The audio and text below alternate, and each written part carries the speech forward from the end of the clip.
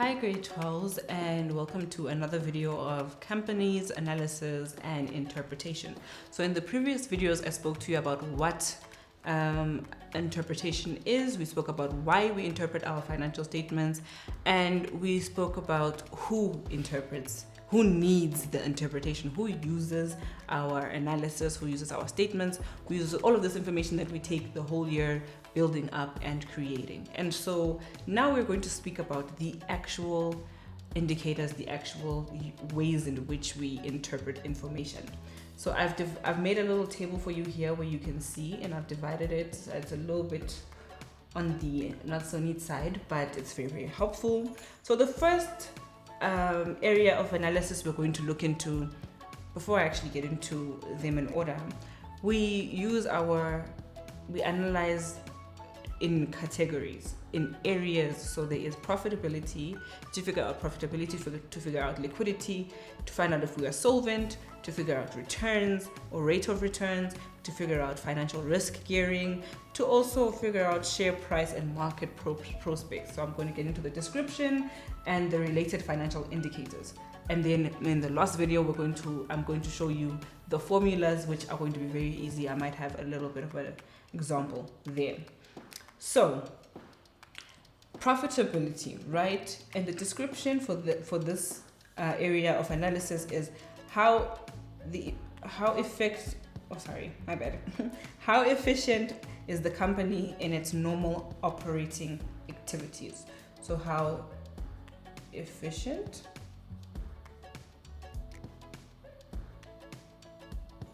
is the company, I'm just going to abbreviate that, the company in its normal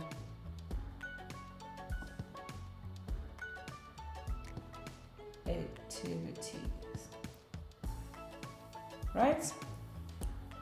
Like, are we actually doing what a business is supposed to do, which is, are we making profit? Are we profitable, right? And what are the related financial indicators? Okay, it's percentage gross profit on sales,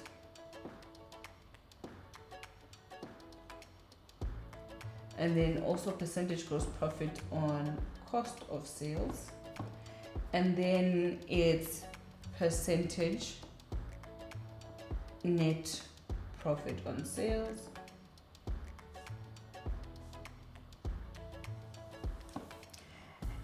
and it is percentage operating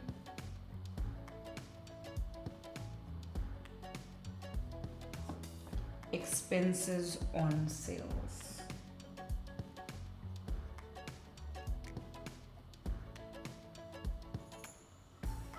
And then percentage operating profit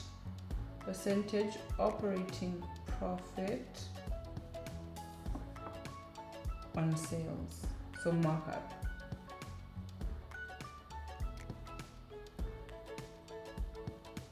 You should know the formula for calculating markup now, but basically when we want to figure out the profitability of a business, there is not one indicator to figure that out. There are several. As you can see, we have 1, 2, 3, 4, 5. Yeah, 5 ways to calculate profitability, and not all ways work for all situations and all scenarios. You'll find that some information is not provided for you to be able to calculate a specific indicator. So maybe there's not enough information for you to calculate operating expenses on sales. Maybe they've only given you information to calculate gross profit, percentage gross profit on sales, or percentage gross profit on cost of sales. So the reason why you have to know all of these is so that you know which one fits where. But the most important thing to know is the area of analysis and what that area determines for you. So that when they say to you a specific question that doesn't specifically say you need a profitability or a liquidity area of analysis, you can pick up that no, this particular information that is required by the shareholders requires that I calculate using a profitability ratio or a profitability indicator, or this particular information that is required needs for me to use a liquidity ratio. Okay, Then we come to liquidity, and liquidity is the ability of the companies to pay off its immediate short-term debts, right? Ability to pay off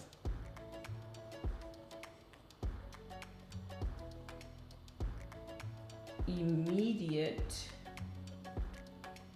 short-term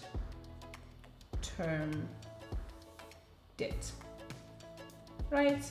So if it so happens that right now at the end of the year and we are preparing our statements that we are being asked to pay off all of our debts, are we liquid enough to be able to do that? Can we achieve that, right?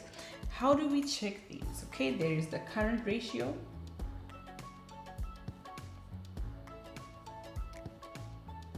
There is the asset test ratio.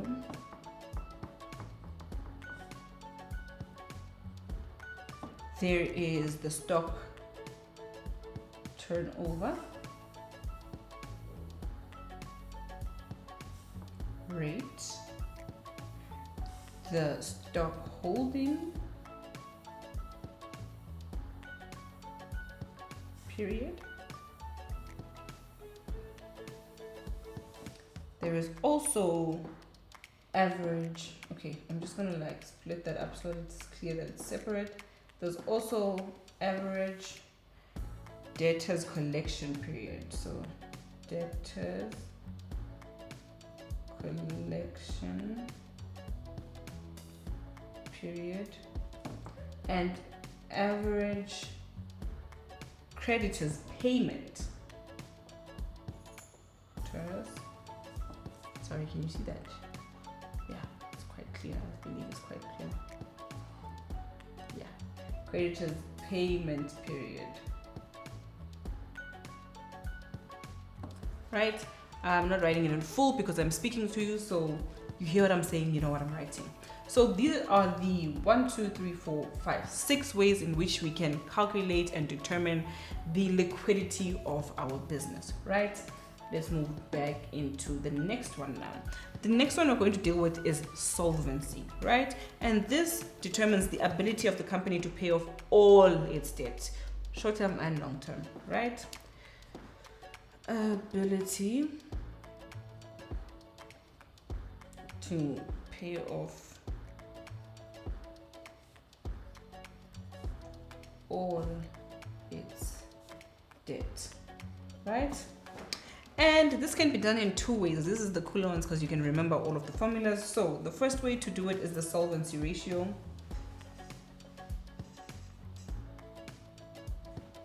And the second way to do it is to calculate net assets. Net assets so that you can balance it out and cancel out all of your liabilities, right? Then the next indicator is the return, right? And return the shareholders earning is to determine whether the shareholders are earning a fair amount of their investment. So are they getting what is worth what they put in? So are shareholders earning a fair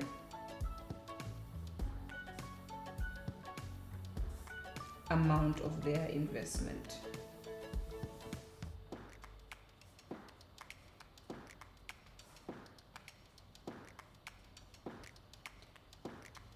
And this can be calculated in 4 ways. So we can calculate percentage net return on shareholders' equity. So percentage net return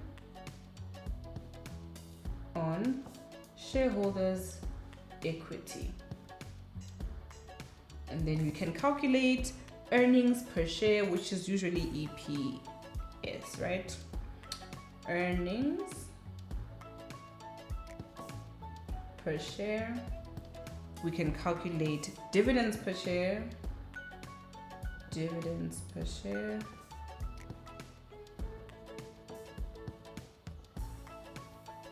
And then we can calculate, I'm also going to make a division here so that we can see. We can calculate net asset value, which is our NAV. So net asset value. Then we have financial risk gearing, right? Let me just make that visible for you. And then, yeah. So financial risk gearing deals with to what extent is the company financed by loans, so borrowing money compared to their own capital. So at what extent is the company getting into more debt to finance its business versus having its own capital or collecting capital, right? So we'll say loan, just so I can summarize it for you, loan versus capital, right? And I'm just going to repeat that for you just in case you missed it. It is to what extent is the company financed by its loans, just borrowing money, compared to its own capital. How do we calculate it, right? We can calculate it using the debt equity ratio.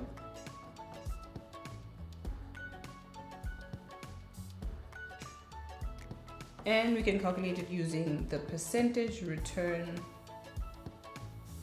on total capital employed. On total capital employed, right? Then finally, we're going to discuss the share price and market prospects, right? And this is to determine whether the business is in a sound economic or financial position, and if it is viewed as an investment opportunity. So if the business is in the sound, if business is in a sound economic or financial position,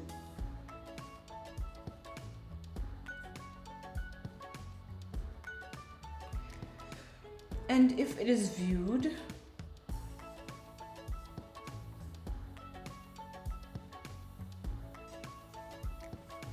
as an investment opportunity.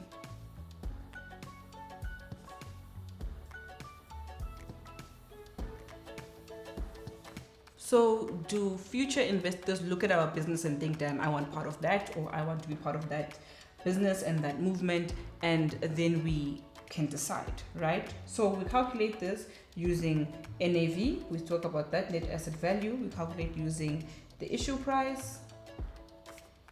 We calculate it using share price. And we calculate it using average share price.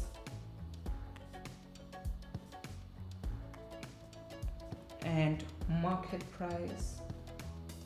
I'm going to split it again. Market price, which is securities exchange.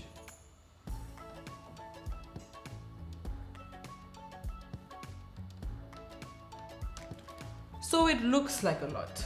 It really, really looks like a lot.